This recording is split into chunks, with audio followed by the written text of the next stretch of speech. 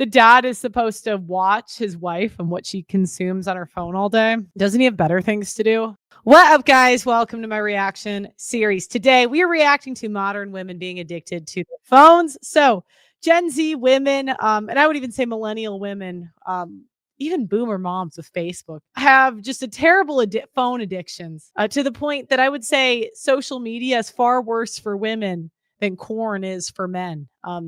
Women are getting on TikTok and divorcing their husbands. Women are getting on Instagram, finding a side dude. It just is what it is. I don't vape, but I do kind of use my phone like a vape. I just watched a video of Kyle Pruitt talking about how he fixed his phone addiction, and it was honestly very real and honestly a little validating. So again, it's because we're kind of lonely as women. By choice, right? But we're choosing to use our phones instead of being in real life. I really, if you want to overcome a phone addiction, in all honesty, because I would say I have a bit of one being in this industry. Be in a city because you have more access to real life. Like, I know there's this like trad fantasy online. We're living in the country. You'll just have this community. Not in 2025. And I've lived it. When I was in my parents' house, I was like an hour from the city and like I was bored. 10 hours of screen time a day. And that's normal. So mind you, if she's left you on red, I got bad news for you, King. And a family history of addiction. And I will like hit my phone like people would hit vape. Not my dog deciding to start drinking water right now. Like, I'll get off a stressful work call. Guess what? I'm picking up my phone. I'm opening TikTok. I start scrolling. Like, whenever I'm stressed or bored or don't want to think or am tired and don't want to get up or pretty much anything ever, I am picking up my phone and scrolling. And Kyle Pruitt made the really good point of like, what am I hiding from? And because I can tell she has a lack of social skills. I mean, I'm not judging. Don't we all, what I'm talking about in therapy today. Anyway, does anyone else feel like that? Like you literally pick up your phone mindlessly and use it as like an instant dopamine rush? Like I feel like it's a literal drug. Anyway, one of my goals every day is no screen time for the first hour of the day, and I'm gonna try it again tomorrow. Haven't done it any day this week or the week before that, but today it's been okay. Let's see the next woman that's addicted to her phones. I mean, these women, when we start to mess up our faces, usually it's because we think the people we see in our phones look like. I get called ugly on the internet. I kind of lean into it, right? But a lot of people are very critical of the face. Like my face could be better, but really, I'm kind of a normal looking woman. Like I'm really not that ugly. I'm just kind of ugly for TV. Does that make sense? Like in real life, I'm pretty normal, like average. I don't really like. Nobody looks at me and is like, they're just kind of like, oh, they might say she's got a nice ass.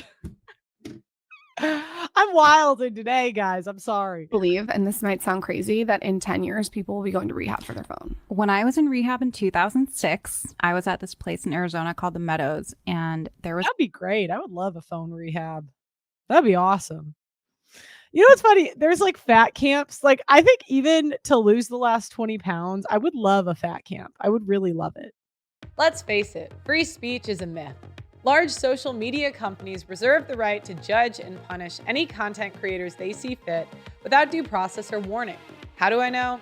Because I was demonetized for a year and a half and I had to work my way back from the bottom to where I am today. One thing that my experience taught me is to never rely on one platform for my livelihood again, which is why I created my own website and app, the Audacity Network. Unlike the larger platforms that are bogged down by censorship and changing guidelines, the Audacity Network is an open platform run by me for my supporters. For just $10 a month, you can join a community that can speak their mind and get first access to present and future projects. It's also a place to find my old content as well as to get access to live streams and videos you can only find on my website. So go to theaudacitynetwork.com to become a member, or go to the Apple Store and Google Store to download the app today. I'll see you there. I think a fat camp would be really fun. I think just to see how long I could go without it. I'm like, put me in this phone prison. A girl that was there for phone addiction. Do people make fun of her, or do people just curious about it? People were more curious. I mean, we were all in rehab. Like, you're not really making fun of other people. 'cause Right. You're just Yeah, like, what are you gonna I actually love when you're kind of in a place where nobody can have an ego. Because everybody's got shit that would destroy them. I mean, there's some embarrassing things I've done in my life that I pray to God every day don't make it to the internet. Uh, I mean, I haven't done anything that crazy, like no drugs other than weed. But like barely, I'm not going to pretend I didn't try it ever though. But there's some embarrassing things I've done in my life that if they ever get on the internet, I will be embarrassed. So, but back to my point, when you're in a place where everybody's kind of like, we all are trash here, there's a very little judgment. You almost can make the best of friends. ugh, it's come to this. It was just a little curious because we were like, addicted to your phone? How? I mean, I just think having boundaries around your phone is really important, just like you would have boundaries in a relationship. Stay-at-home mom or work-from-home mom who is distracted by her phone, it's ruining your motherhood experience. You're anxious, you're overwhelmed, but you're using your phone and scrolling to cope with the stress. Then you feel guilty because you're distracted from motherhood, you're distracted from your children, that all they see is you looking at your phone. You're waiting for them to be distracted so that you can go be Kids are so boring. Like, kids are not these entertaining, like, we gotta stop saying motherhood is this special, amazing thing. It's cool, but I don't really see mothers being that excited to be mothers. They're kind of bored. So your phone and scroll. And then when they need something from you, you become frustrated that they need you, their caretaker, because you're so addicted to your phone. If you're like, oh my gosh, how does she know my life? It's because that was me for a few months. My phone addiction was absolutely ruining my life and absolutely ruining my motherhood experience. So here's what I did. I got off social media for 30 days. I used that time to reflect how much I'm really using my phone. It doesn't feel good. Now she's back on TikTok. It won't, It's one of those moments where you're like, oh my gosh, thank goodness. Kind of like fat women losing weight. You kind of expect it to come back, except me, damn it.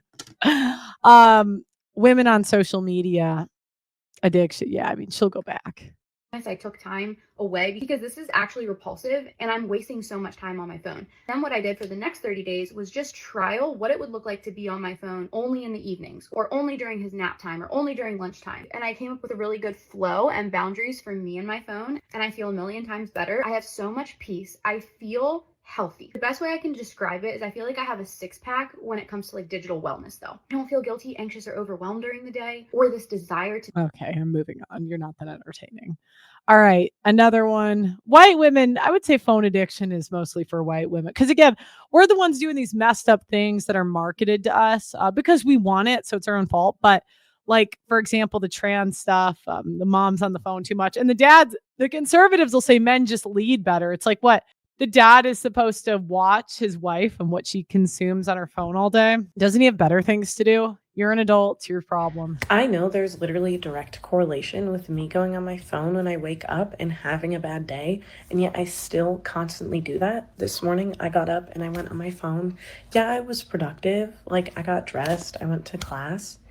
But I was sitting in chapel and I was talking to my friend and I was like, yeah, there's this correlation that every time I go on my phone, I have a bad day and now I'm feeling like crap. And then I came back to my dorm to change my outfit. Haven't changed out of my outfit. Sitting in my bed, scrolling on my phone. I'm realizing every day more and more I'm so addicted to my phone and it's so normalized because everyone does it. Everyone does it. I don't know what to do anymore. I don't know what to do. I'm so addicted to my phone and it doesn't make me feel good. When I'm on it, yeah, it's nice. After, I feel like crap every time. Every time. And yet I still go on my phone. Yeah, and 8 to 12 hours a day is not abnormal. I think the average, let me look it up. The average screen time for Gen Z women, 6.5 hours a day. And if it's self-reported, it's probably higher.